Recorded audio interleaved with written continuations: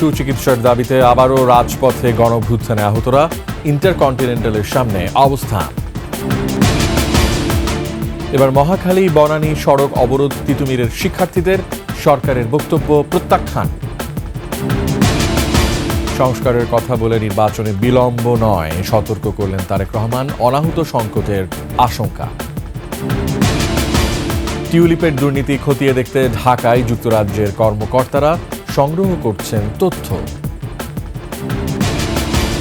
Libya উপকূলে ভেসে আসা মরদেহগুলো শনাক্ত হয়নি, থাকতে পারেন কয়েকজন বাংলাদেশি।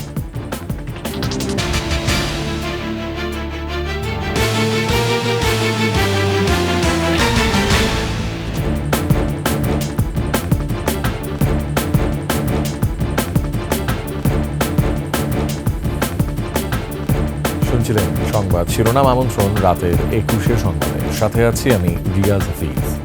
দর্শক, 21 টেলিভিশনের সংবাদ একই সাথে সরাসরি দেখতে পাবেন আমাদের ফেসবুক পেজ www.facebook.com/2124 অনলাইনে। এছাড়া সাবস্ক্রাইব করতে পারেন www.youtube.com/21etv চ্যানেলে। সংবাদ আরও থাকছে। দেশের চিকিৎসা খাতে উপেক্ষিত আইসিইউ সেবা, রাজধানীর কোটি মানুষের জন্য অপর্যাপ্ত বেড, লাখ লাখ টাকায় উল্টো মেলে ভোগান্তি।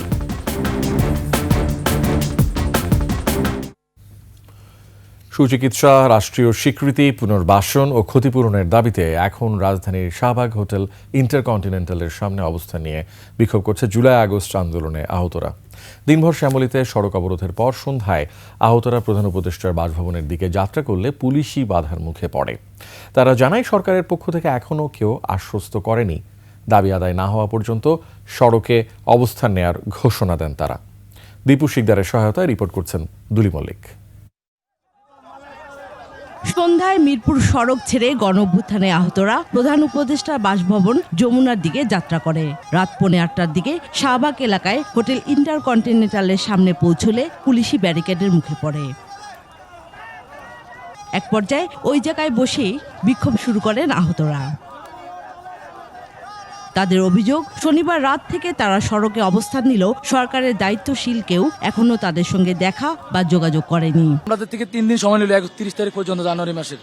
আমরা সময় দিলাম, লিখিত আকারে উনি সত্যায়িত করে গেল আমাদের দাবিগুলা।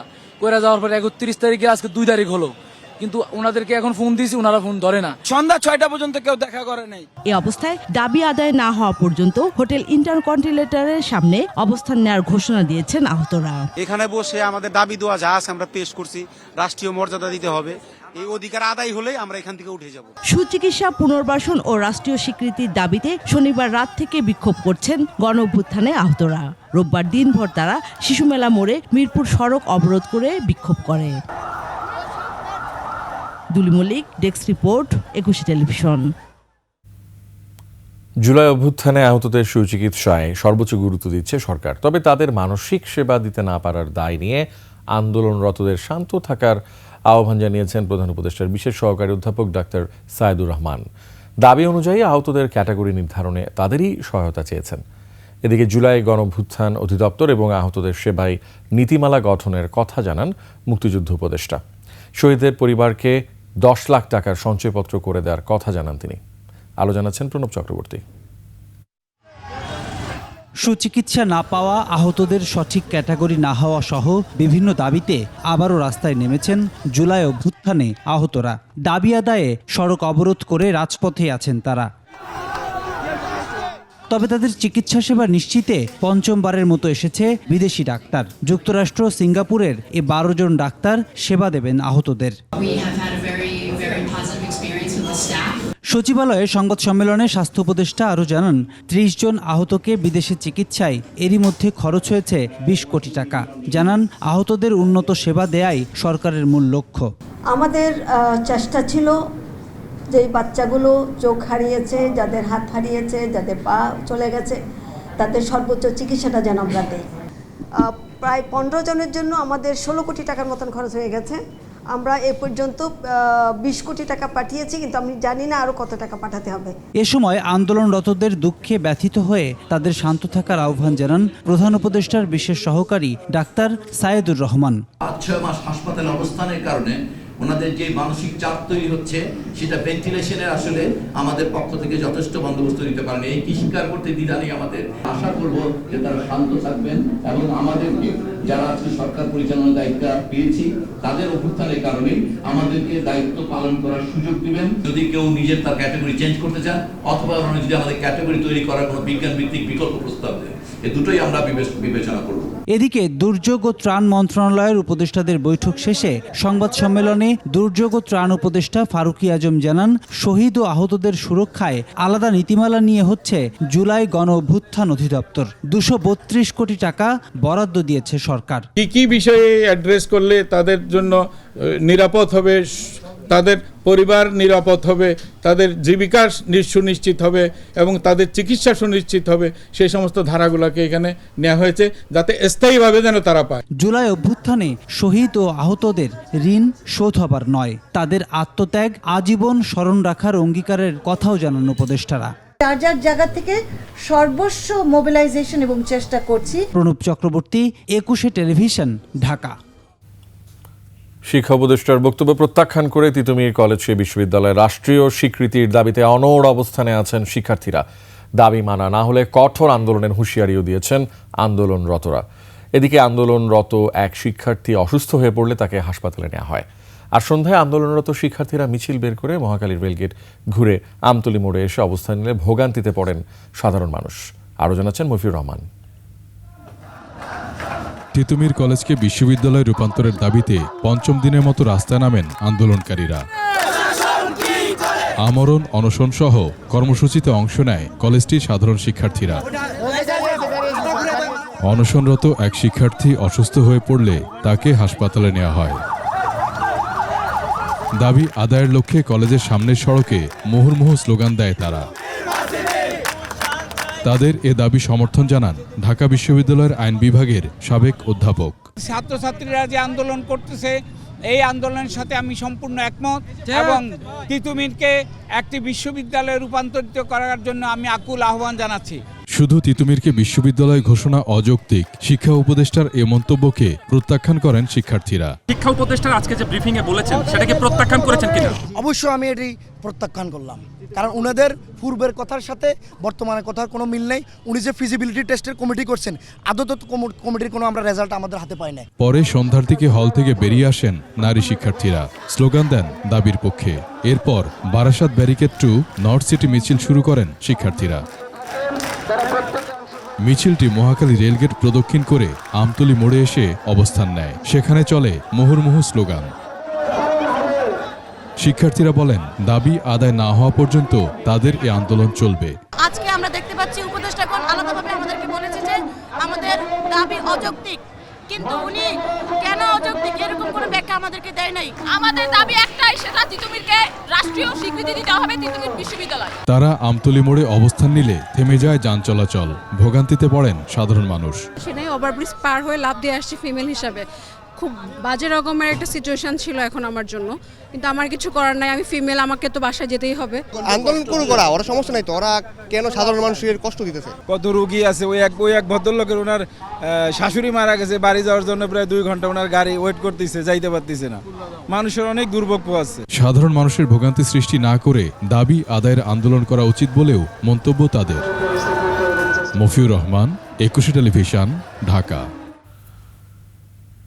এদিকে তিতুমির কলেজকে বিশ্ববিদ্যালয়ে রূপান্তরের দাবি প্রসঙ্গে শিক্ষা উপদেষ্টা ওয়াহিদ উদ্দিন মাহমুদ বলেছেন, কোনো অযৌক্তিক দাবি মানা অন্তর্বর্তী সরকারের কাজ নয়।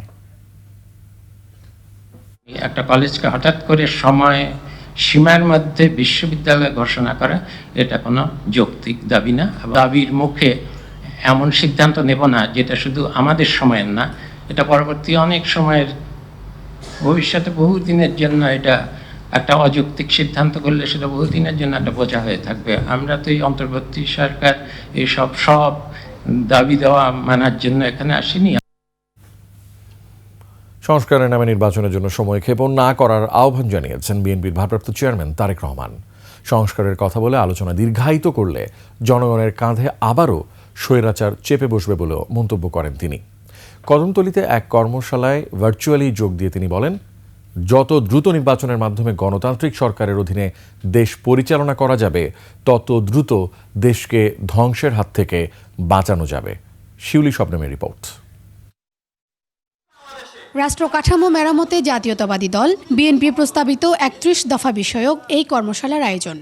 দীর্ঘ ১৬টি বছর বিকেলে এতে ভার্চুয়ালি যোগ দেন বিএনপির ভারপ্রাপ্ত চেয়ারম্যান তারেক রহমান। বলেন, জনগণের ভাগ্যের পরিবর্তন চাইলে দ্রুত নির্বাচন দিতে হবে। যত দ্রুত আমরা গণতান্ত্রিক প্রক্রিয়ার মাধ্যমে একটি নির্বাচিত সরকারের হাতে দায়িত্ব দিতে পারবো, তত দ্রুত আমরা দেশকে আরো ধ্বংস হয়ে যাওয়া থেকে রক্ষা করতে সক্ষম হব। এখন কিছু কিছু লোক বলেন যে নির্বাচন হলেই কি সব সমস্যার সমাধান হয়ে যাবে? নির্বাচন হলে যেটি হবে সেটি হচ্ছে জনগণের কাছে জবাব দিতে তারা বাধ্য থাকবে।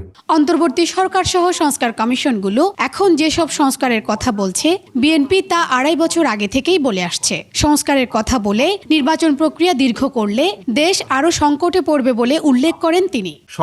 সংস্কার বক্তব্য রেখে দয়া করে এই আলাপ দীর্ঘায়িত করবেন না। কারণ আপনারা আলাপ যত দীর্ঘায়িত করবেন দেশ তত বেশি সংকটের মুখে পড়বে। আপনারা সংস্কার আলাপ যত দীর্ঘায়িত করবেন দেশে তত ষড়যন্ত্রকারীরা ষড়যন্ত্র করার সুযোগ পাবে। সংস্কারকে যত দ্রুত বাস্তবায়ন করা যাবে দেশকে, দেশের মানুষকে তত দ্রুত আমরা বিপদ থেকে রক্ষা করতে পারবো। বাংলাদেশের মানুষ বিএনপিকে রাষ্ট্র পরিচালনার সুযোগ দিলে ৩১ সংস্কার প্রস্তাব বাস্তবায়নের প্রতিশ্রুতি দেন বিএনপির ভারপ্রাপ্ত চেয়ারম্যান। নির্বাচন ছাড়া আর কোনো রাস্তা নাই। শিউলি শবনম, ২১ টেলিভিশন, ঢাকা।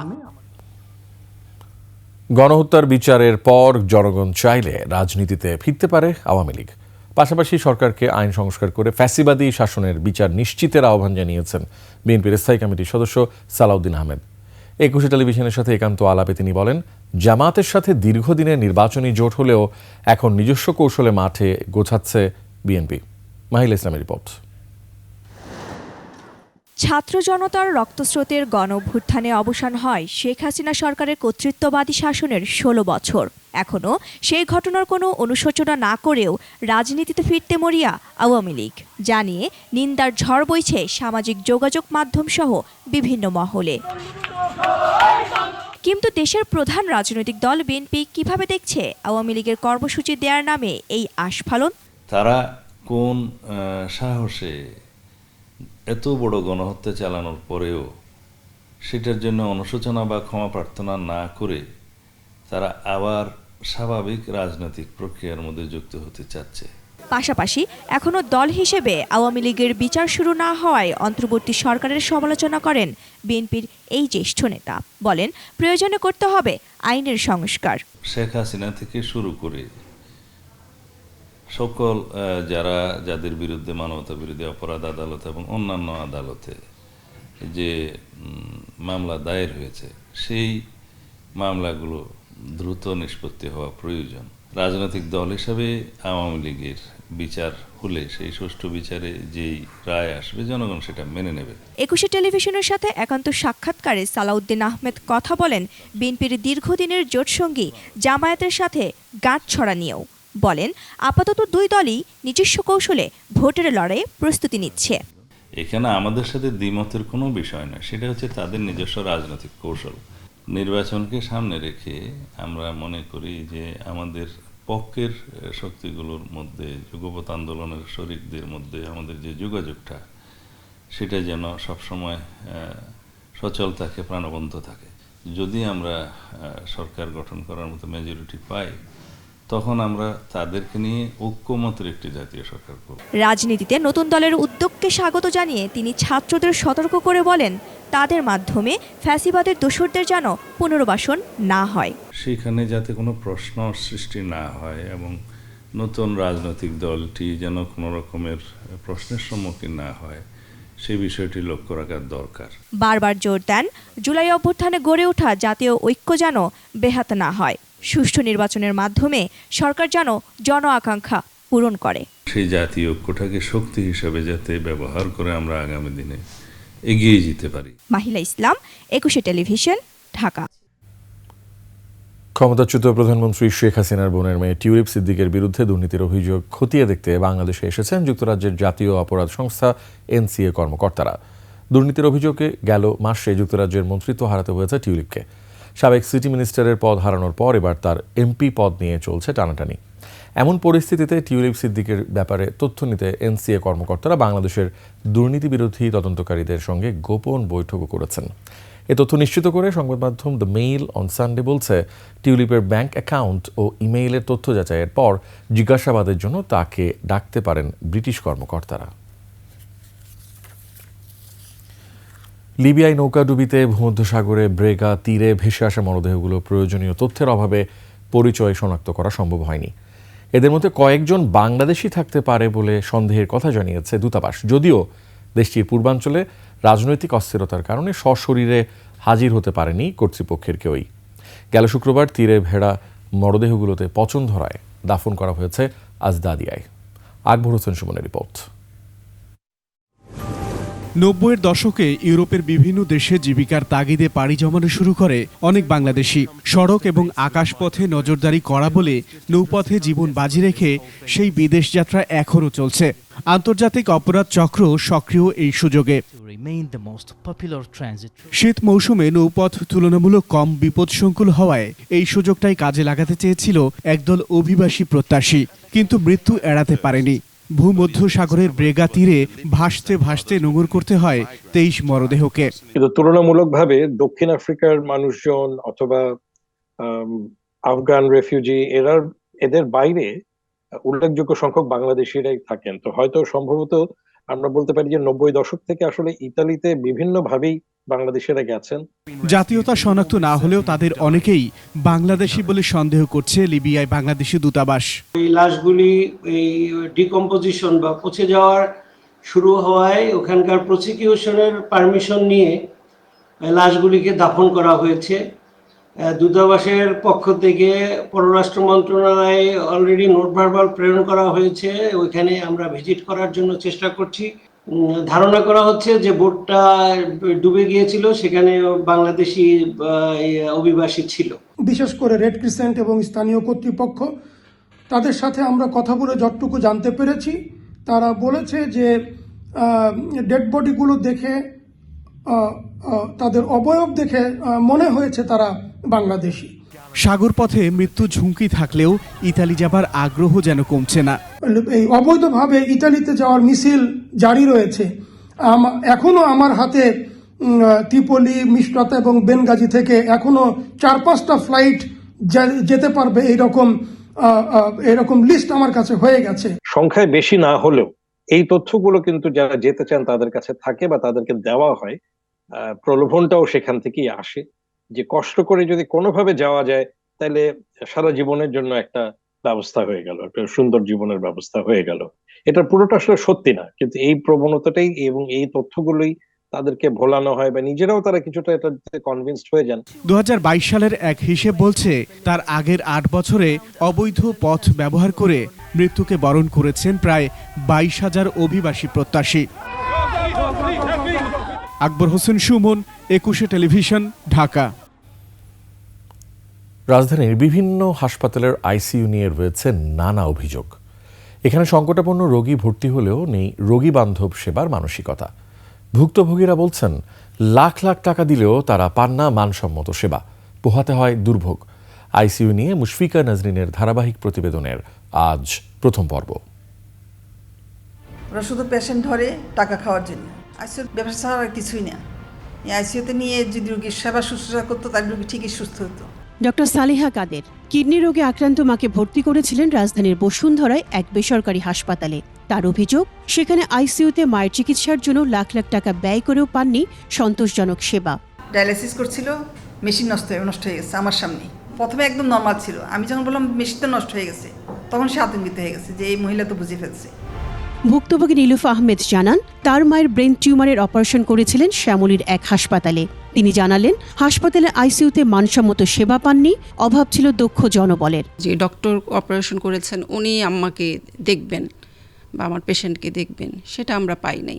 যেখানে আমরা 20 লাখ 25 লাখ টাকা দিচ্ছি, সেখানে এটা দেখতে ভালো লাগে না যে আমার পেশেন্টটা এত সিরিয়াস আর তারা দূরে বসে মোবাইলে স্ক্রলিং করছে। এটা সেবার ক্ষেত্রে এটা আসলে মানা যায় না। আইসিইউতে সংক্রমণ প্রতিরোধেও আছে উদাসীনতার অভিযোগ। একই আইসিইউ জোনে বিভিন্ন রোগী রেখে তাদের চিকিৎসা দেওয়ায় ক্ষুব্ধ মোহাম্মদপুরের রেজিনা হোসেন। হতাশ তিনি, দেশে বিশ্বমানের আইসিইউ নেই বলে। দেশের বাইরে ওরা পাচ্ছে, আমরা কেন পাচ্ছি না? পেশেন্টের আত্মীয়স্বজনরাও কিন্তু সে সময় অসহায় থাকে। তারা যখন নার্সদের সাথে বা ভিতরে ডক্টরের সাথে যদি খারাপ আচরণ পায়, তাদেরও তখন ভরসাটা নষ্ট হয়ে যায়। ইন্টেন্সিভ কেয়ার ইউনিট বা নিবিড় পরিচর্যা কেন্দ্রে দক্ষ চিকিৎসক নার্স দিয়ে সংকটপূর্ণ অবস্থায় রোগীদের দ্রুততার সাথে সেবা দেওয়ার কথা থাকলেও রাজধানীর নামকরা অনেক হাসপাতালে সেবা না পাওয়ার অভিযোগ করেন ভুক্তভোগীরা। এই বিষয়ে কথা বলতে গেলে আইসিইউতে কর্মরতরা জানান, হাসপাতালে পর্যাপ্ত লোকবল না থাকায় ঘটে অনাকাঙ্ক্ষিত ঘটনা। একজন নার্স হিসেবে আমাদের আইসিইউতে 1:1 থাকার কথা, সেখানে আমরা 2টা বা 3টে পেশেন্ট নিয়ে কাজ করি। হয়তো এই জন্য একটু কাজ দিলে হয় বা একটা পেশেন্ট খারাপ হলে ওইটা একটু সময় দিতে পারিনি। অনেক সময় দেখা যায় যে আমরা পেশেন্ট নিয়ে কাজ করতেছি, কিন্তু পেশেন্ট পার্টি এসে বারবার যন্ত্রণা করতেছে। ওনারা যে একটু ধৈর্য ধরবে, ওয়েট করবে, তখনই হচ্ছে কমপ্লেনটা হয়। বিএসএমএমইউ এর ICU chairman professor doctor Mostafa Kamal বলেন, হাসপাতালগুলোয় দক্ষ আইসিইউ বিশেষজ্ঞের সংকট রয়েছে। সারা দেশে মানসম্মত সেবা বাড়াতে সময় লাগবে। অবস্থার কারণেই তাদের কমপ্লেনগুলো বাড়ে। জেনারেল পিপুলও আসে, আবার কিছু কিছু আসে ধনী লোকরা যারা ওইখানে সার্ভিস পেয়ে এখানে আসতেছেন। এই দুই ধরনের মেন্টালিটি রোগী যখন আমাদের এখানে এসে পৌঁছে, তখন এখানে একটা সিস্টেমের বৈষম্য যখন থাকে, তাদের মধ্যে কমপ্লেনটা স্বাভাবিকভাবে হয়। বিদেশের একটা নার্স যেই আবহাওয়াদের যে সার্ভিসটা দিচ্ছে, সেই আবহাওয়াটা তো আমরা তৈরি করে দিতে পারি না তাদের জন্য। সরকারি বেসরকারি আইসিইউ ইউনিটে চিকিৎসার ব্যয়, মান ও স্বচ্ছতা নিয়ে বারবার কঠোর তদারকির কথা বলা হলেও বাস্তব চিত্র একেবারেই ভিন্ন। মুশফিকা নাজনীন, একুশে টেলিভিশন, ঢাকা। নিচ্ছি সংবাদ বিরতি, যখন ফিরছি তখন থাকছে। এনজিওগুলো পাহাড়ের সমস্যা জিইয়ে রেখে ব্যবসা করতে চায় বললেন দুদু। আবারও আমন্ত্রণ রাতের 21 সংবাদে।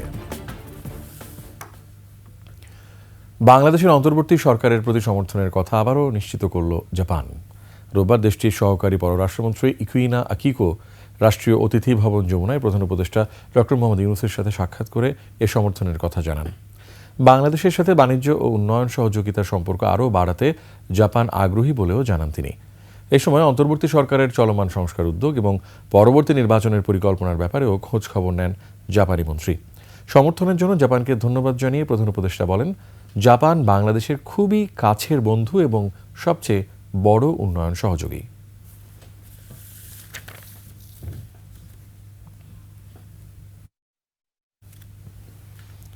এনজিওগুলো পাহাড়ের সমস্যা জিইয়ে রেখে ব্যবসা করতে চায় বলে মন্তব্য করেছেন বিএনপির ভাইস চেয়ারম্যান শামসুজ্জামান দুদু। তিনি বলেন, পাহাড় কিংবা সমতল সব সমস্যার শান্তিপূর্ণ সমাধান চায় বিএনপি। বাংলাদেশের পার্বত্য চট্টগ্রাম সমস্যা উত্তরণের রাজনৈতিক ভাবনার বিষয়ে আলোচনা সভায় তিনি কথা বলেন। আরও জানাচ্ছেন সুমাইয়া খান। অন্তর্বর্তী সরকারের উপদেষ্টারা এনজিওর কাজে যুক্ত থেকে বাড়িয়ে তুলেছে পাহাড়ের সমস্যা, এমন মন্তব্য করেন গণ অধিকার পরিষদের সাধারণ সম্পাদক। তিনি বলেন, রাষ্ট্র গঠনের নামে কিংস পার্টি গঠন করতে চাইলে জনগণ তা মেনে নেবে না। শেখ হাসিনার একটি নোবেল পুরস্কার দরকার ছিল। বহির্বিশ্বকে দেখাতে চান, এই কারণে বাংলাদেশের জনগণের সাথে বেইমানি করে তিনি পাহাড়ে শান্তি স্থাপনের নামে বরং সংঘর্ষকে উস্কে দিয়েছিলেন। শফিকুল ইসলাম মাসুদ বলেন, শেখ মুজিবুর রহমান পাহাড়িদের বাঙালি করতে গিয়ে ভুল করেছেন, আর শেখ হাসিনা সন্তুল আহমার নেতৃত্বে পাহাড়িদের একত্র করার নামে অশান্তি করেছেন। নতুন যে সংবিধান আসছে বা আসবে, সেখানে আমাদের এই শান্তি চুক্তি বাতিল করে অধিবাসীদের যে ভোগ করার অধিকার, অংশগ্রহণ করার অধিকার, অবস্থান করার অধিকার এবং নাগরিক হিসেবে তাদের স্বীকৃতি, সেই স্বীকৃতি যেন সেখানে চূড়ান্তভাবে বাস্তবায়ন করা হয়। অনুষ্ঠানে বিএনপির ভাইস চেয়ারম্যান শামসুজ্জামান দুদু বলেন, সম অধিকার প্রশ্নে সব মানুষ এক, সেই জায়গা পরিষ্কার না হলে সংঘর্ষ হবে, যা বিএনপি চায় না। নানান বিষয়গুলো নিয়েই কিন্তু একটি জাতিগোষ্ঠী তৈরি হয়। এই জাতিগোষ্ঠীর প্রতি পারস্পরিক সম্মানবোধ এটি যদি না থাকে, তাহলে সংঘাত অনিবার্য হয়ে দাঁড়ায়। সবাইকে এক হয়ে সমস্যা সমাধানের আহ্বান জানান বক্তারা। আসুন আমরা ঐক্যবদ্ধভাবে দেশ, জাতি, জনগণকে রক্ষা করি। সুমাইয়া খান, 21 টেলিভিশন, ঢাকা। জয় বাংলা স্লোগান দিয়ে পুলিশের গাড়ি থেকে পাবনার সুজানগর উপজেলা আওয়ামী লীগের সভাপতি আব্দুল ওয়াহাবকে ছিনিয়ে নিয়েছে নেতাকর্মীরা। এই ঘটনায় 8 জন পুলিশ সদস্য আহত হয়েছেন। রোববার বিকেলে সুজানগর পৌর এলাকার মথুরাপুর হাই স্কুলের সামনে এই ঘটনা ঘটে। আব্দুল ওয়াহাব সুজানগর উপজেলার সাবেক চেয়ারম্যান এবং সাবেক পৌর মেয়র। তিনি বৈষম্য বিরোধী ছাত্র আন্দোলনে হত্যা মামলার পলাতক আসামি। পুলিশ জানায় বিকেলে আব্দুল ওয়াহাবের বাড়ির সামনে থেকে তাকে গ্রেফতার করা হয়। পরে বেশ কয়েকজন লোক তাকে ছেড়ে দিতে বলে। পুলিশ রাজি না হলে জয় বাংলা স্লোগান দিয়ে তাকে ছিনিয়ে নেওয়া হয়। ধস্তাধস্তিতে পুলিশের 8 সদস্য আহত হয়েছেন। আব্দুল ওয়াহাব সহ ঘটনায় জড়িতদের ধরতে অভিযান চলছে বলে জানিয়েছে পুলিশ।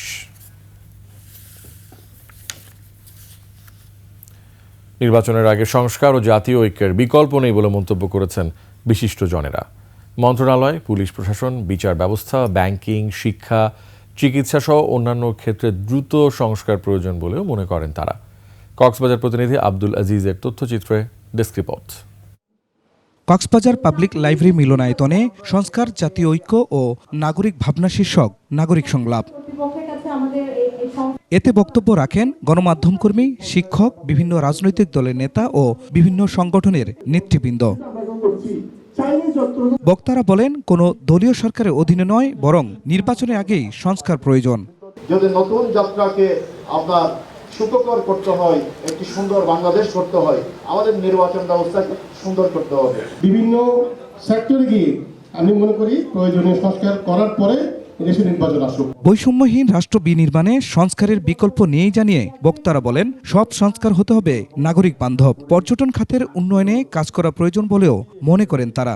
সেভাবে আমাকে সিদ্ধান্ত নিতে হবে এই মুহূর্তে, এবং সে শুদ্ধ চিন্তা এবং কাজ করার ক্ষেত্রে জাতীয় ঐক্য, রাজনৈতিক ঐক্যের কোনো বিকল্প নাই। বাংলাদেশ কনস্টিটিউশনের যে যে জায়গায় দুর্বলতা আছে, যে যে জায়গায় লেগাসি আছে, ওই জায়গায় সংস্কার করা হোক। দেশ গঠনে নাগরিকদের ভাবনার কথা অন্তর্বর্তী সরকারের কাছে পৌঁছে দিতেই এ আয়োজন বলে জানান কক্সবাজার সিভিল সোসাইটির সভাপতি।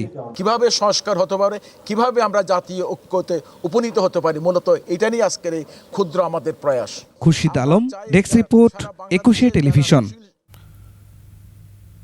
ইচ্ছে আরও একটি সংবাদ বিরতি, যখন ফিরছি তখন থাকছে। এবার মার্কিন পণ্যের উপর 25% কর আরোপের ঘোষণা কানাডার।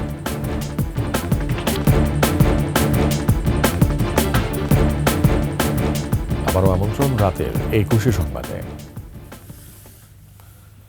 আভিভা ফিন্যান্স লিমিটেড বাণিজ্য সংবাদ।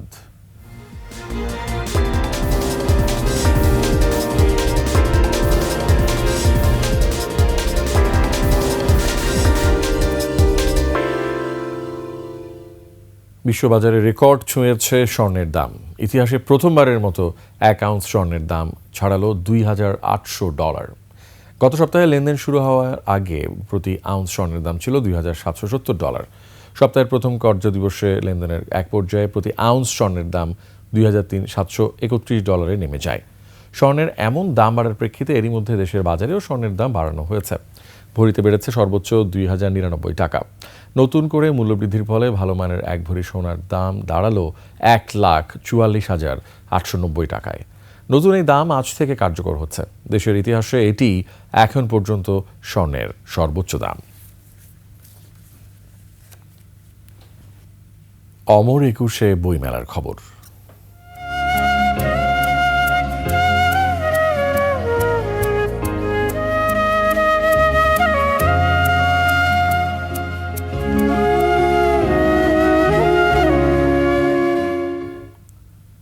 নতুন বাংলাদেশের বিনির্মাণের আবহ 21 বইমেলা জুড়ে।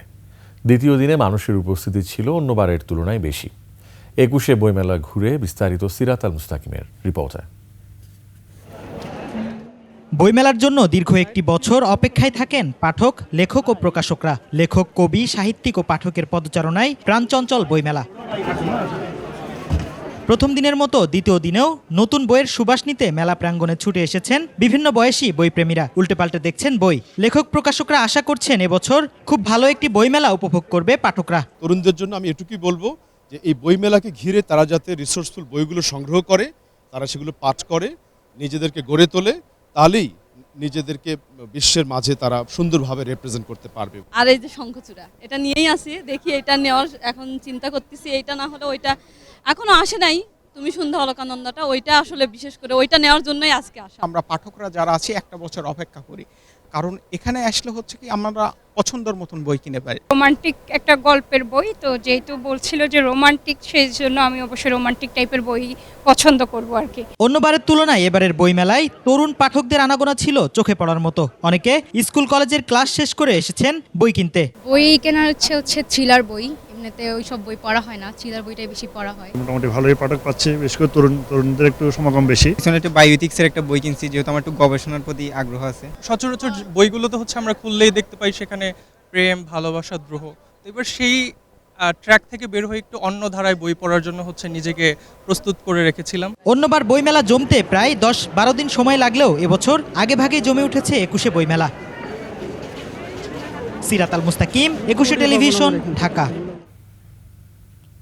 শেষ করছি রাতের 21শে সংবাদ, তবে যাবার আগে সংবাদ শিরোনামগুলো আরও একবার। সুচিকিৎসার দাবিতে আবারও রাজপথে গণঅভ্যুত্থানে আহতরা, ইন্টারকন্টিনেন্টালের সামনে অবস্থান। এবার মহাখালী বনানী সড়ক অবরোধ, তিতুমিরের শিক্ষার্থীদের, সরকারের বক্তব্য প্রত্যাখ্যান। সংস্কারের কথা বলে নির্বাচনে বিলম্ব নয়, সতর্ক করলেন তারেক রহমান, অনাহত সংকটের আশঙ্কা। টিউলিপের দুর্নীতি খতিয়ে দেখতে ঢাকায় যুক্তরাজ্যের কর্মকর্তারা সংগ্রহ করছেন তথ্য। লিবিয়া উপকূলে ভেসে আসা মরদেহগুলো শনাক্ত হয়নি, থাকতে পারেন কয়েকজন বাংলাদেশি।